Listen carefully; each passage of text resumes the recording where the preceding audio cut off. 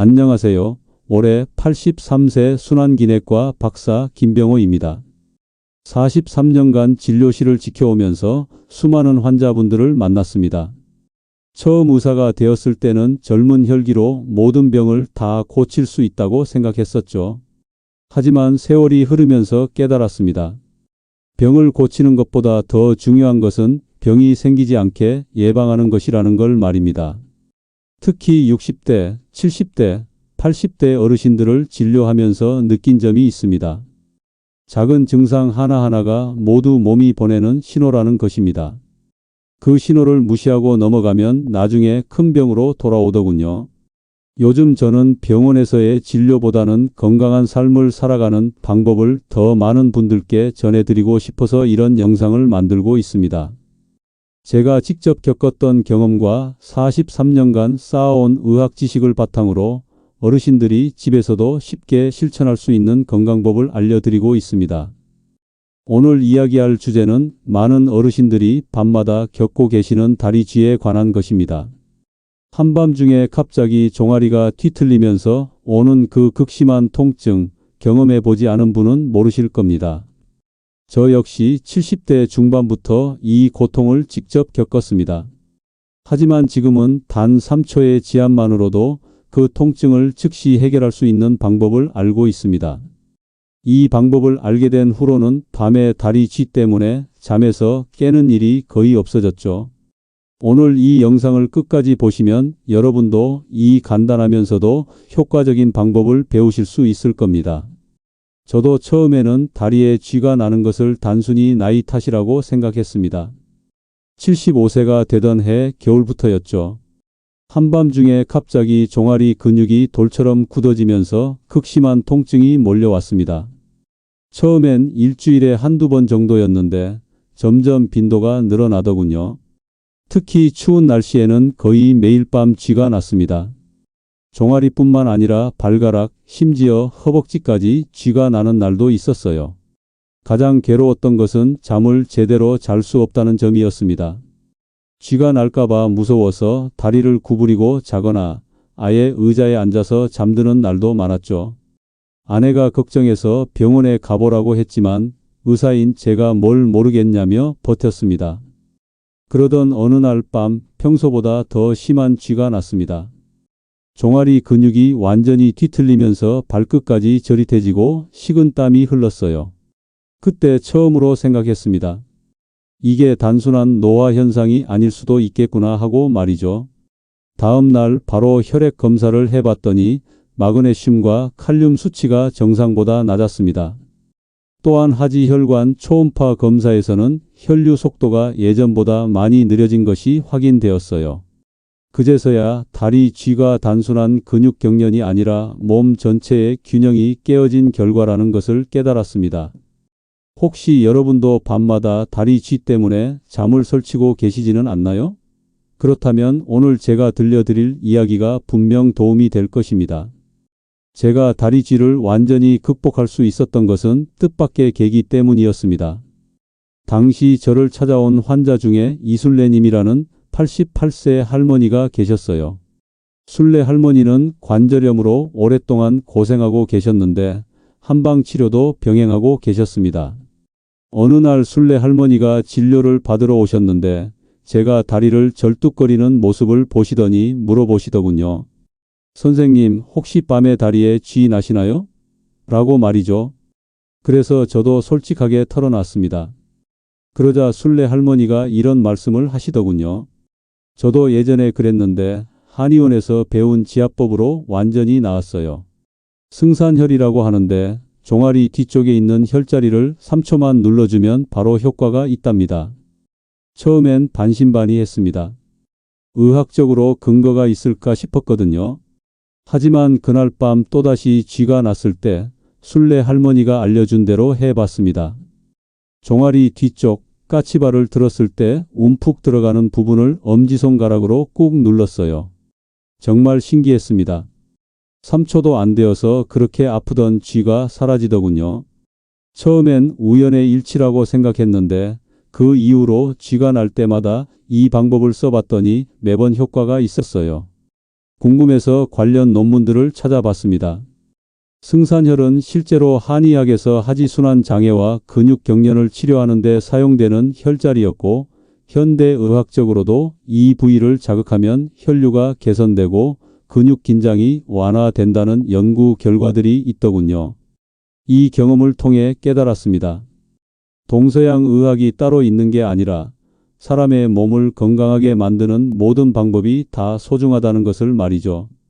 그래서 지금은 제 환자분들에게도 이 방법을 적극적으로 알려드리고 있습니다.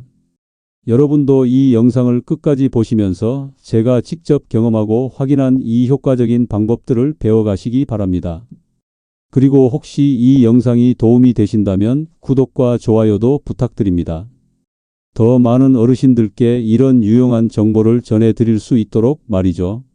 첫 번째로 알아보실 것은 다리에 쥐가 나는 진짜 원인입니다. 많은 분들이 단순히 나이 탓이라고 생각하시는데 사실은 여러 가지 복합적인 요인들이 작용합니다. 가장 큰 원인은 전해질 불균형입니다. 우리 몸의 근육이 정상적으로 수축과 이완을 반복하려면 나트륨, 칼륨, 칼슘, 마그네슘 같은 전해질들이 적절한 비율로 유지되어야 해요.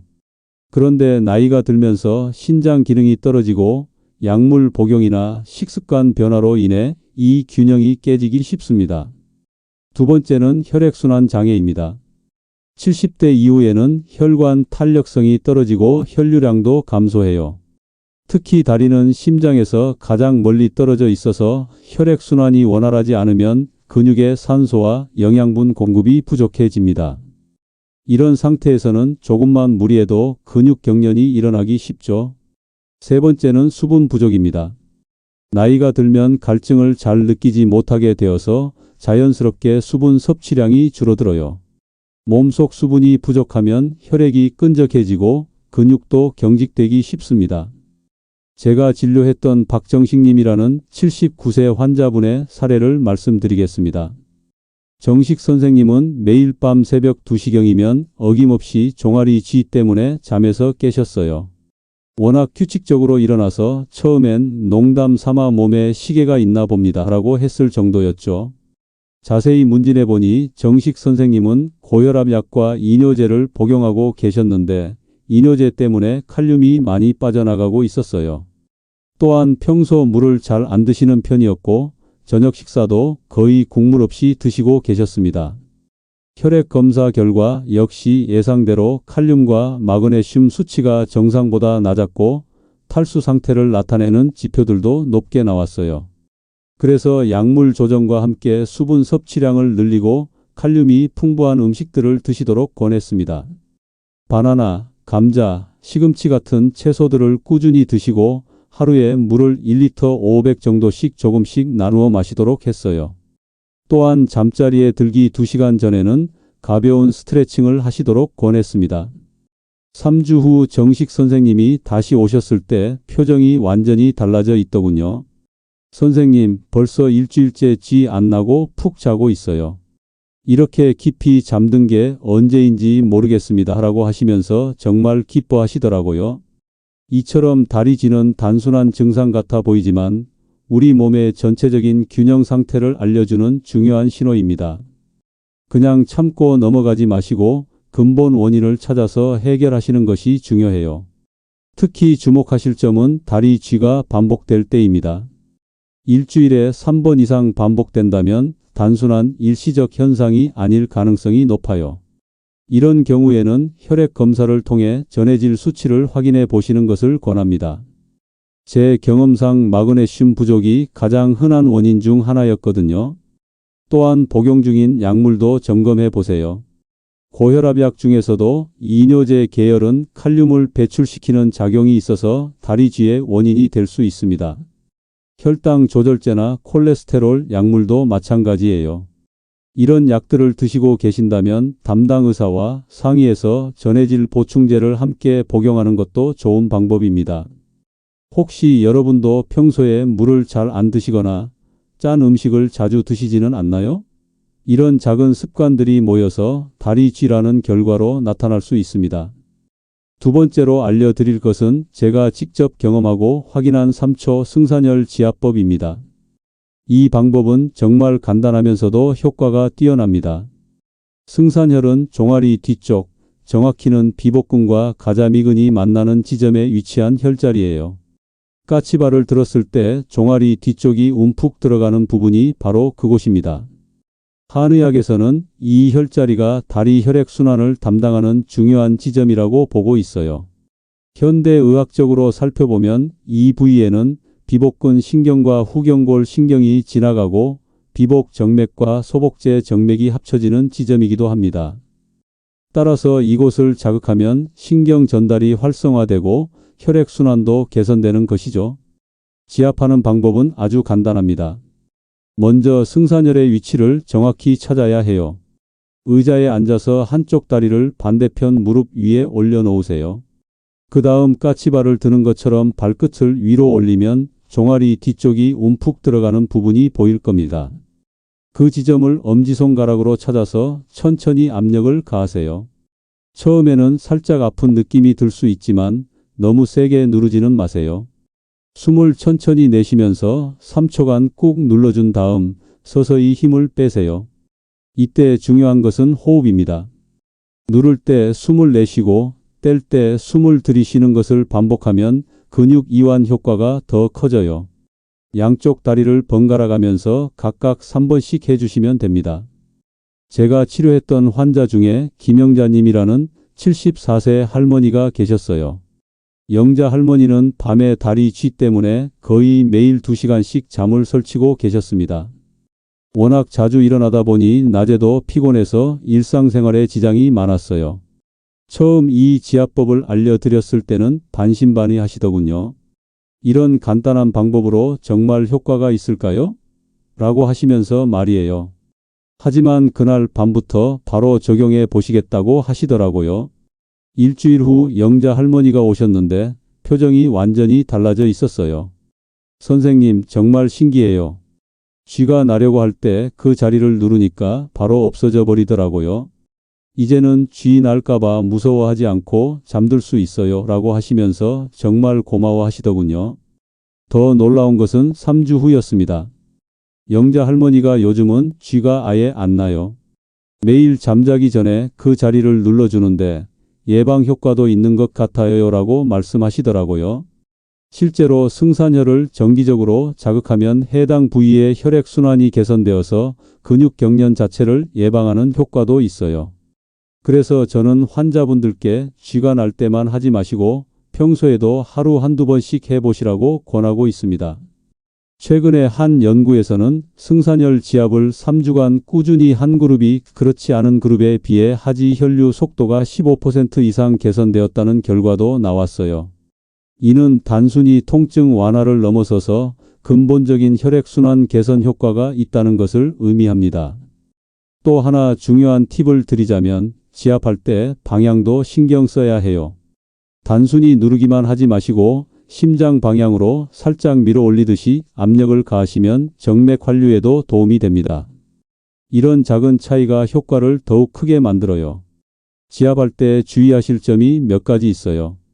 먼저 손톱을 깎아서 피부가 다치지 않도록 하세요. 그리고 너무 세게 누르면 오히려 근육이 더 긴장할 수 있으니까 적당한 압력을 유지하는 것이 중요해요. 임신 중인 분들은 이 지압법을 사용하기 전에 반드시 의사와 상담하시기 바랍니다. 또한 하지 정맥류나 혈전증이 있으신 분들도 주의가 필요해요. 혹시 지금 이 영상을 보시면서 승산혈 위치를 찾아보셨나요? 생각보다 찾기 어렵지 않으실 텐데 처음에는 정확한 위치를 찾는 것이 중요합니다. 세 번째로 말씀드릴 것은 다리쥐를 예방하기 위한 일상관리법입니다. 아무리 좋은 응급처치법이 있어도 근본적으로 쥐가 나지 않도록 하는 것이 가장 좋겠죠. 먼저 수분 섭취가 정말 중요합니다. 하루에 1리터 500에서 2리터 정도의 물을 마시되 한 번에 많이 마시지 마시고 조금씩 자주 마시는 것이 좋아요. 특히 잠자리에 들기 2시간 전에는 미지근한 물 한 잔을 천천히 마시시기 바랍니다. 식단 관리도 중요해요. 칼륨이 풍부한 바나나, 감자, 시금치, 아보카도 같은 음식들을 꾸준히 드세요. 마그네슘이 많은 견과류, 두부, 현미도 도움이 됩니다. 반대로 짠 음식이나 가공식품은 나트륨 과다로 전해질 불균형을 일으킬 수 있으니 줄이시는 것이 좋아요. 잠자리 환경도 신경 써야 합니다. 너무 무거운 이불은 다리에 압박을 가해서 혈액순환을 방해할 수 있어요. 또한 발끝이 아래로 떨어지는 자세로 오래 있으면 종아리 근육이 수축된 상태로 고정되어서 쥐가 나기 쉽습니다. 제가 추천하는 방법은 발 밑에 낮은 베개나 쿠션을 받쳐서 다리를 살짝 올려주는 것입니다. 이렇게 하면 하지 혈액순환이 개선되고 근육도 편안한 상태를 유지할 수 있어요. 이와 관련해서 기억에 남는 환자분이 계셨어요. 안철수님이라는 81세 어르신이었는데 철수 선생님은 젊을 때부터 농사일을 하셔서 다리 근육이 매우 발달해 있으셨어요. 그런데 75세 이후부터는 거의 매일 밤 다리 쥐 때문에 고생하고 계셨습니다. 자세히 살펴보니 철수 선생님은 평생 딱딱한 바닥에서 주무시는 습관이 있으셨고 이불도 상당히 두꺼운 것을 사용하고 계셨어요. 또한 물 대신 보리차나 커피를 주로 드시고 짠 김치를 많이 드시는 편이었습니다. 가장 큰 문제는 잠자는 자세였어요. 엎드려서 주무시면서 발끝이 침대 끝에 걸려서 계속 아래로 향하고 있었거든요. 이런 자세로 6시간에서 8시간씩 있다 보니 종아리 근육이 계속 수축된 상태를 유지하게 되었던 거죠. 철수 선생님께는 먼저 잠자는 자세부터 바꿔보시라고 권했어요. 옆으로 누워서 주무시되 무릎 사이에 베개를 끼우고 발밑에도 낮은 쿠션을 받쳐 드리도록 했습니다. 또한 하루에 물을 1리터 정도는 마시시고 김치 대신 생채소를 더 많이 드시도록 권했어요. 처음에는 평생 이렇게 자왔는데 갑자기 바꾸기가 쉽지 않다고 하시더군요. 하지만 다리 쥐의 고통이 워낙 심했기 때문에 차근차근 시도해 보시겠다고 하셨어요. 2주 후에 오셨을 때 철수 선생님의 첫마디가 선생님, 잠자는 자세만 바꿨는데 벌써 효과가 보여요 였습니다. 완전히 없어지지는 않았지만 쥐 나는 횟수가 절반 이하로 줄었다고 하시더라고요. 한 달 후에는 더 큰 변화가 있었어요. 수분 섭취량도 늘리고 식단도 조절하시면서 다리 쥐가 거의 사라졌다고 하시더군요. 이제는 밤에 푹 잘 수 있어서 낮에도 훨씬 개운해요 라고 말씀하시면서 정말 고마워하셨습니다. 가벼운 운동도 도움이 됩니다. 잠자리에 들기 전에 종아리 스트레칭을 5분 정도 해주시면 근육이 이완되면서 쥐날 확률이 줄어들어요. 벽에 손을 대고 아킬레스건을 늘려주거나 앉아서 발끝을 몸쪽으로 당겨주는 동작만으로도 충분합니다. 특히 효과적인 운동 한 가지를 더 알려드리겠습니다. 누워서 다리를 벽에 대고 90도로 올린 다음 발목을 위아래로 천천히 움직이는 동작이에요. 이 운동을 3분 정도 하시면 종아리 근육의 혈액순환이 크게 개선됩니다. 또한 마사지도 좋은 예방법입니다. 목욕 후에 바디 오일이나 로션을 발라서 종아리를 아래에서 위로 쓸어 올리듯 마사지해 주세요. 이때 너무 세게 하지 마시고 부드럽게 혈액이 심장 쪽으로 흘러가도록 도와주는 느낌으로 하시면 됩니다. 여러분도 지금 당장 침실 환경을 한번 점검해 보세요.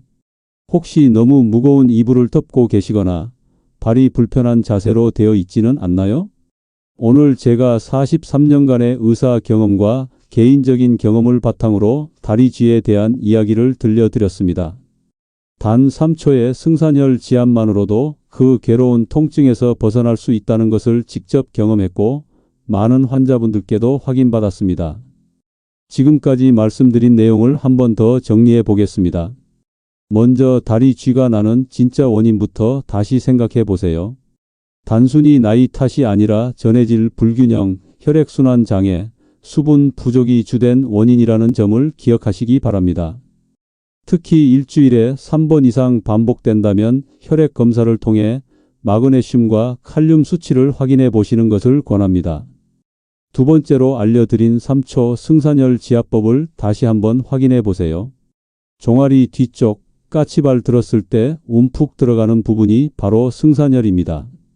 엄지손가락으로 3초간 꾹 누르되 숨을 내쉬면서 심장 방향으로 살짝 밀어 올리듯이 압력을 가하는 것이 포인트예요. 쥐가 날 때뿐만 아니라 평소에도 하루 한두 번씩 해주시면 예방 효과까지 볼 수 있습니다. 세 번째는 일상관리법이었죠. 하루 1리터 500에서 2리터의 물을 조금씩 자주 마시고 칼륨과 마그네슘이 풍부한 음식들을 꾸준히 드세요. 바나나, 시금치, 견과류, 두부 같은 음식들 말입니다. 그리고 잠자리 환경도 중요해요. 무거운 이불 대신 가벼운 것을 사용하시고 발밑에 낮은 베개를 받쳐서 다리를 살짝 올려주세요. 잠자기 전 5분간의 종아리 스트레칭도 잊지 마시고요. 벽에 손을 대고 하는 아킬레스건 스트레칭이나 누워서 다리를 벽에 올리고 발목을 움직이는 운동이 특히 효과적입니다. 여러분 중에는 이런 간단한 방법들로 정말 효과가 있을까? 라고 의심하시는 분들도 계실 겁니다. 저도 처음에는 그랬어요. 하지만 직접 경험해 보시면 분명히 차이를 느끼실 수 있을 거예요. 제가 치료했던 수많은 환자분들이 이 방법들을 통해 다리 쥐의 고통에서 벗어나셨습니다. 정식 선생님처럼 매일 밤 정해진 시간에 쥐가 나던 분도, 영자 할머니처럼 쥐 날까봐 무서워서 잠들지 못하던 분도, 철수 선생님처럼 평생 습관을 바꾸기 어려워하시던 분도 모두 변화를 경험하셨어요. 가장 중요한 것은 오늘부터 바로 시작하는 것입니다. 완벽하게 하려고 하지 마세요. 오늘 저녁에는 물 한 잔을 더 마시는 것부터 시작하시고 내일 밤에는 승산혈 위치를 확인해 보세요. 모레에는 간단한 스트레칭을 해보시고 그 다음에는 잠자리 환경을 점검해 보세요. 이렇게 하나씩 차근차근 실천하시다 보면 한 달 후에는 분명히 달라진 모습을 발견하실 수 있을 거예요. 밤에 푹 잘 수 있게 되면 낮에도 훨씬 활기찬 하루를 보내실 수 있을 테니까요. 나이가 들면서 생기는 여러 가지 불편함들을 그냥 나이 탓이라며 포기하지 마세요. 조금만 관심을 갖고 노력하면 훨씬 편안하고 건강한 노년을 보낼 수 있습니다. 제가 83세인 지금도 매일 이런 건강법들을 실천하며 활기차게 살고 있는 것처럼 말이에요. 지금 시작해도 늦지 않습니다.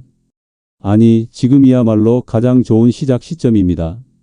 오늘 밤부터 승산혈 위치를 확인해 보시고 잠자리 환경도 한번 점검해 보세요. 그리고 무엇보다 물을 조금씩이라도 더 많이 드시기 바랍니다. 마지막으로 한 가지 더 당부드리고 싶은 말씀이 있습니다. 건강은 하루아침에 만들어지는 것이 아니라 매일매일의 작은 실천이 쌓여서 만들어지는 것입니다. 오늘 알려드린 방법들도 한두 번 해보고 포기하지 마시고 꾸준히 실천해 보시기 바랍니다. 다음 영상에서는 밤에 자주 깨시나요? 숙면을 위한 3가지 황금 법칙에 대해 말씀드리겠습니다.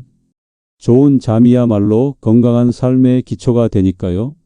오늘 배우신 다리 쥐 해결법과 함께 적용하시면 더욱 편안한 밤을 보내실 수 있을 거예요. 오늘 영상이 도움이 되셨다면 구독과 좋아요 부탁드립니다. 더 많은 어르신들께 유용한 건강 정보를 전해드릴 수 있도록 힘을 보태주세요. 여러분의 작은 관심 하나하나가 저에게는 큰 힘이 되고 더 나은 콘텐츠를 만드는 원동력이 됩니다. 감사합니다.